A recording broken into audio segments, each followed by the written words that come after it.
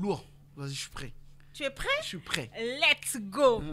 Alors, la spiritualité sur le massage... N'oublie pas de t'approcher du micro. Hein. C'est vrai? Ouais. Super. Hein? Très bien. Bon, je vais essayer de ne pas trop bouger. Ouais. Non, fais à l'aise, tranquille. j'arriverai. Mais tu progresses de toute façon, ne te prends pas la tête. Très bien. Alors, la spiritualité du massage, qu'est-ce que c'est? Comment ça se passe? Je vais commencer plutôt par comment ça se passe et après, on verra entre autres ce que c'est la spiritualité du massage. Parce que, si tu veux, lorsque le patient, le sujet, l'individu qui vient se faire masser arrive en lieu du massage, que se passe-t-il? Tout est bien organisé pour qu'il se plonge dans une ambiance zen, calme, tranquille. Une ambiance aussi proche que celle de la méditation ou d'une prière, etc. Donc, tout de suite, lorsqu'on entend parler de la méditation, de la prière, etc., ça renvoie à la spiritualité. Oui. Sauf que la spiritualité concernant le massage n'appartient à aucune religion, à aucune... comment dirais-je, aucune culture, ça appartient à tout le monde. C'est universel. Elle est universelle.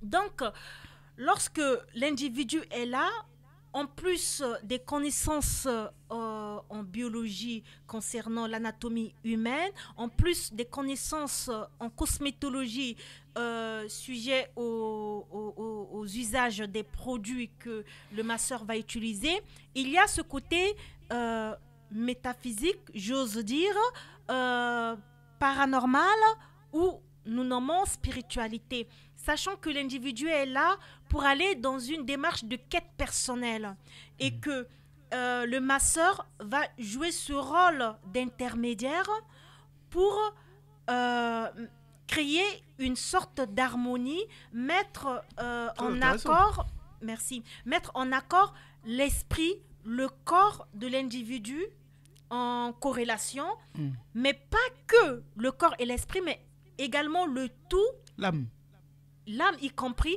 mais le tout avec l'environnement de la personne. Très bien. Tu vois? Donc, que se passe-t-il? Comme je disais, l'ambiance est préparée en conséquence au niveau des couleurs, des sons, l'organisation sur le plan physique de la salle ou du lieu du massage. Tout est disposé à ce propos. Alors, le masseur, il va venir dans un premier temps sur des bases qui lui sont personnelles, selon sa croyance, se connecter à la source universelle. Pour certains, on peut dire le Dieu, pour d'autres, la lumière éblouissante, pour d'autres, le Bouddha, etc.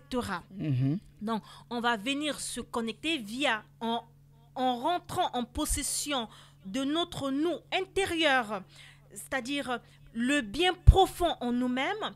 Donc, on se connecte, on se remet dans une situation personnelle, le masseur, de calme.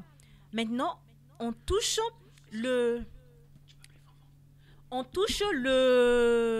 comment dirais-je, on touche le patient. Du moment où on touche le patient, de ces croyances que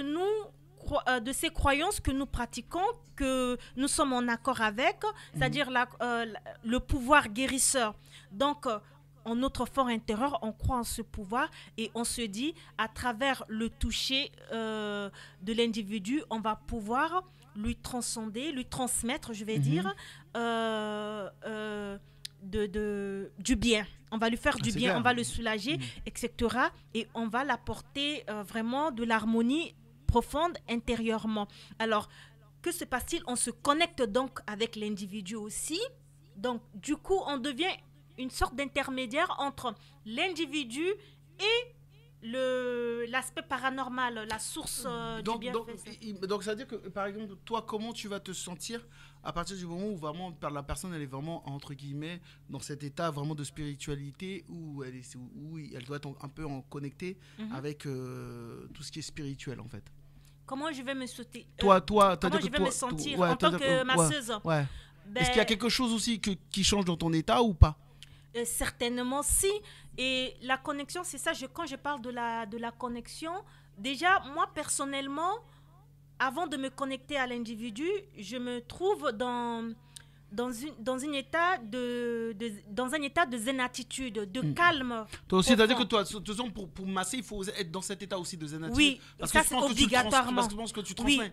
Oui, je dois me déconnecter de tous mes problèmes. Donc il y a un état spirituel déjà de ta part avant le patient, en fait. Exactement, avant le patient, je dois me déconnecter de tout ça et rentrer en contact, me mettre dans une situation de calme qui va me permettre de sentir cet état de béatitude, va-t-on dire, que je souhaite transmettre. Donc, par des touchés, je vais commencer à exercer et à connecter, à inviter l'individu de plus en plus à se relâcher, à se lâcher. Excuse-moi, j'ai des questions parce que c'est intéressant ce que tu dis. Est-ce qu'il y a eu déjà des comment dire ça, un moment pendant le massage et tu as senti que la personne spirituellement elle était peut-être vraiment partie. Est-ce qu'il y a eu des actions, des réactions peut-être spirituelles où tu as dit ah là il s'est passé vraiment quelque chose? Tout comme par exemple il y a un moment où il y avait quelque chose avec le sexe, mais spirituellement il peut y avoir aussi des réactions spirituelles en fait. Oui, il y a des choses qu'on peut expliquer comme on ne peut pas expliquer. Déjà par rapport à déjà par rapport juste à la tranquillité du moment, on peut expliquer, et ça, je crois, plusieurs masseurs ou masseuses peuvent se l'expliquer. Et déjà, j'ai recueilli quelques avis tout à l'heure que je te dirai, je communiquerai à nos amis auditeurs et auditrices. Donc, il y a des choses inexplicables qui peuvent se placer. C'est-à-dire, quand on se connecte avec la personne spirituellement, il y a des choses bonnes qui peuvent se passer, tout comme des choses pas bonnes. Quelle a été ton expérience spirituelle là, vraiment, mais vraiment où il y a eu vraiment une vraie réaction Là, on va dire, c'est vers la fin du massage, la personne plane. Deux fois, il sait comment vous appelez, mais il vous demande comment vous vous appelez. Et vous le sentez, au fait, on le sent quand la personne est debout, ou bien quand le massage est fini, la personne ne bouge pas. Des fois même en tant que masseur, on se dit ah mince, j'ai du mal faire le massage et qu'on sort. Et puis là, vous tentez, tout va bien. Et là, la personne se lâche. A besoin de peut-être de revenir. Non, même pas. Avant ça, la personne, vous le formulez, il dit bon, moi dans mon cas concrètement parlant, les gens me disent où vous avez appris ça, ou bien ils me disent vous avez les mains magiques, sans savoir que mon institut de beauté s'appelle les mains magiques. Ils me disent vous avez les mains magiques. Ou bien il y a une expérience que j'avais vécue très très importante, Tiken. C'est ça que je veux savoir, je veux. Mais on dirait que je l'avais déjà dit. En massant quelqu'un, elle s'est levée en plein massage, elle s'est mise à me frapper. Elle pleurait et à me frapper. Non. Si. Et donc là, on a libéré les émotions. Non, tu avais juste dit qu'elle avait pleuré, oui, mais pas frappé. C'est autre chose. C'était une dame, j'étais jeune à l'époque, elle s'était levée et elle s'était mise à me donner des coups. Voyez, et puis ma responsable a senti que ça s'agite dans la cabine. Elle vient, elle ouvre, elle dit que se passe-t-il? Prenez vos affaires, sortez. Et là, j'ai dit je ne sais pas. Là, je n'avais plus contrôle moi-même de moi, mais le calme régnait toujours en moi. Et là, j'ai dit à ma responsable, non, elle ne va pas sortir. Et j'ai arrivé à remettre la dame sur son lit. Elle continuait à pleurer et j'ai continué à masser. Et ce jour-là, elle m'a remercié infiniment de chez infiniment. Donc, pour dire que le massage peut déclencher énormément, nous rentrons beaucoup trop en profondeur psychologique, spirituelle, sachant déjà que le corps en tant que tel est lié au cerveau. Comme j'avais expliqué, dès la naissance, il vient... C'est très important. Voilà. Donc, sur l'état psychique, il y a plein de choses qui se passent. Donc, voilà. Et puis, je me rappelle une autre expérience qui m'a toujours marquée.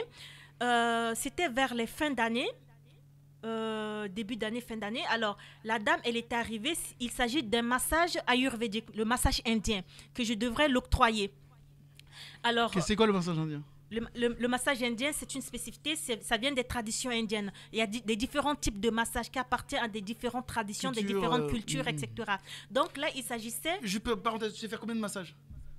Waouh, plus de 10 Non, non, tu n'es pas obligé de dire exactement, mais Oui, déjà oui, plus de une 10, ça veut dizaine. dire qu'on peut te demander 10 massages différents. Oui, C'est lourd ça, dis donc. voilà. Elle est loin Donc, dans la vie.